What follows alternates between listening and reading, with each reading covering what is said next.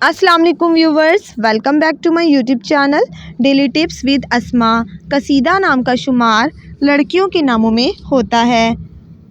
कसीदा एक इस्लामी नाम है। कसीदा नाम की इब्तदाई तारीख उर्दू ज़बान से निकलती है।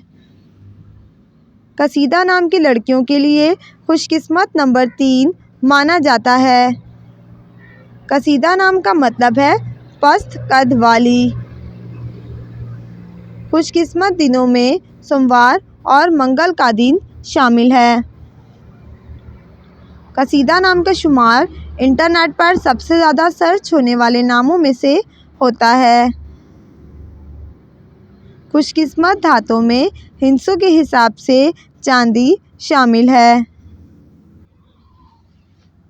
कसीदा नाम के अफराद के लिए मुआफिक रंगों में जामनी और सब्ज़ रंग शामिल है। कसीदा नाम के अफराद के लिए मुआफिक पत्थरों में पुखराज पत्थर शामिल है।